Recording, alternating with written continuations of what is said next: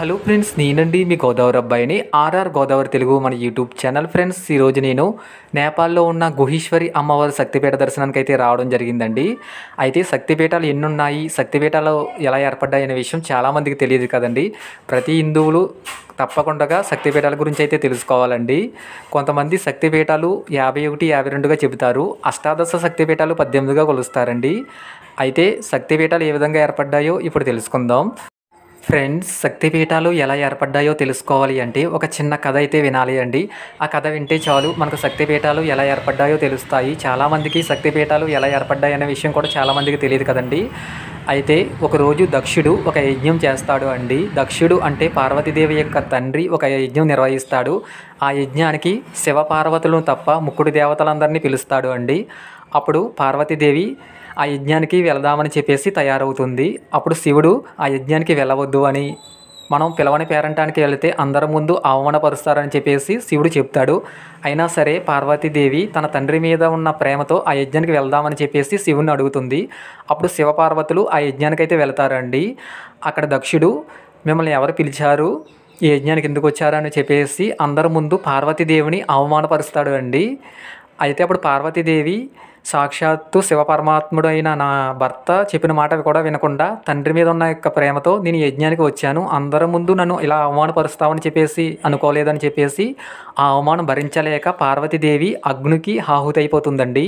Friends, అప్పుడు అగ్నికి ఆహుతైపోతున్న అమ్మవారి యొక్క దేహాన్ని శివుడు తన భుజం మీద వేసుకుని ప్రళయ రుద్రుడై వీరతాండవం చేస్తూ ముల్లోకాలు తిరుగుతాడు అండి. అప్పుడు ముక్కోటి దేవతలందరూ కలిసి విష్ణుమూర్తిని ప్రార్థిస్తారు.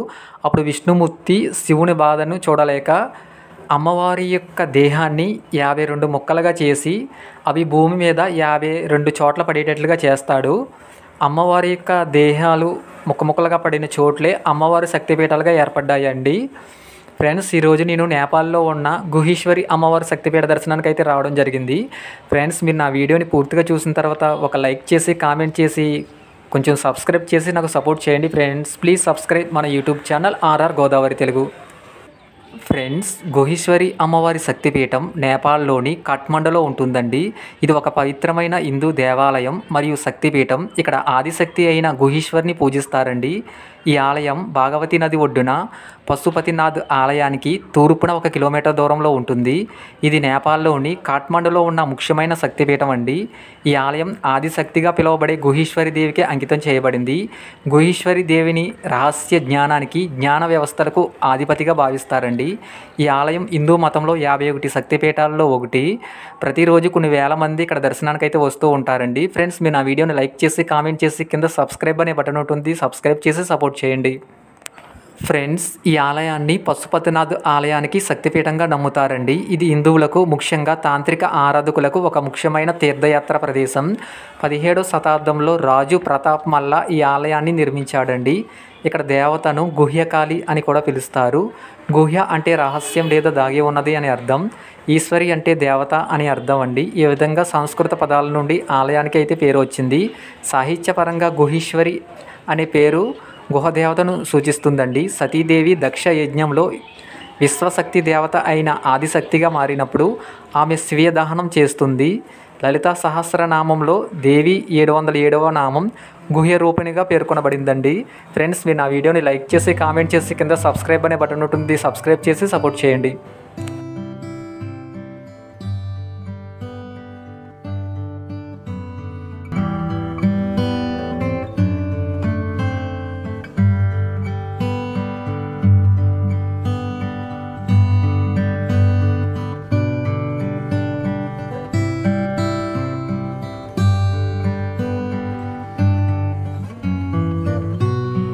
ఫ్రెండ్స్, అమ్మవారి మొకాళ్ళు పడిన చోటు మహాశిరశక్తిగా అమ్మవారిని పిలుస్తారండి.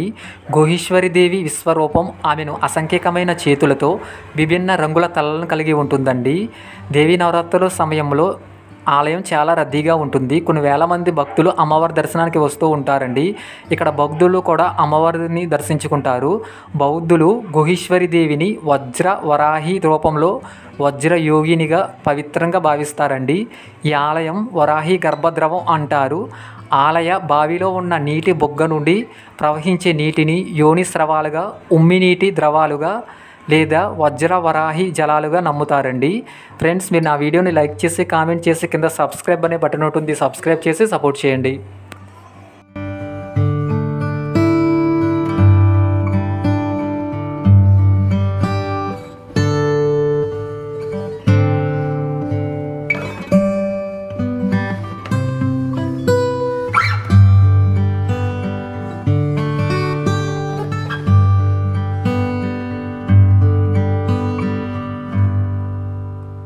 ఫ్రెండ్స్, అమ్మవారి దర్శనానికి వెళ్ళినప్పుడు మనం ఫోటోలు వీడియోలు తీయడానికైతే ఉండదండి. గుడి బయట మాత్రమే మనకు ఫోటోలు వీడియోలు తీసుకోవడానికి అనుమతిస్తారు. ఎందుకంటే శక్తిపీఠాల దగ్గర లోపల అయితే మాత్రం మనకు వీడియోలు ఫోటోలు మాత్రం తీసుకొనివ్వరండి. ఒకవేళ తీసుకుంటే మన దగ్గర ఫోన్లో అయితే తీసేసుకుంటారు. నేను ఆల్రెడీ తీస్తుంటే నా దగ్గర ఫోన్ అయితే తీసేసుకుని నా దాంట్లో ఉన్న వీడియోలు డిలీట్ చేశారండి. అయితే కొన్ని వీడియోలు డిలీట్ ఎవ్రీవన్లోకి వెళ్ళడం వల్ల నేను వాటిని సేవ్ చేసుకుని ఇక్కడ వీడియో అయితే తీయడం జరిగిందండి. ఫ్రెండ్స్, మీరు నా వీడియోని లైక్ చేసి కామెంట్ చేసి కింద సబ్స్క్రైబ్ అనే బటన్ ఉంటుంది, సబ్స్క్రైబ్ చేసి సపోర్ట్ చేయండి.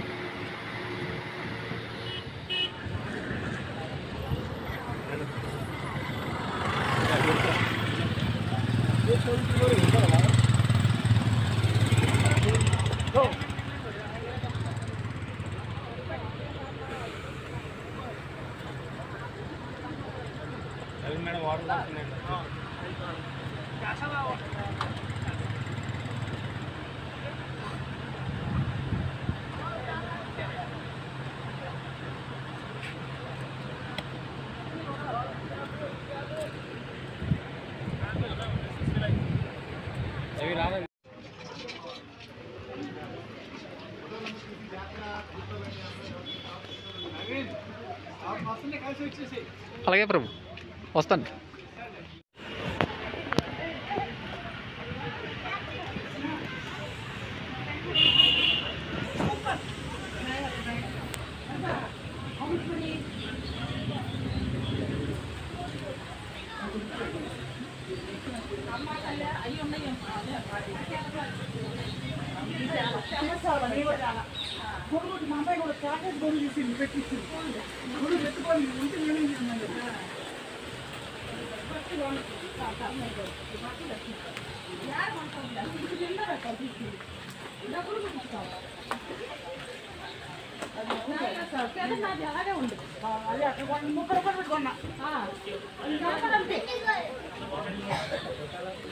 అయ్యో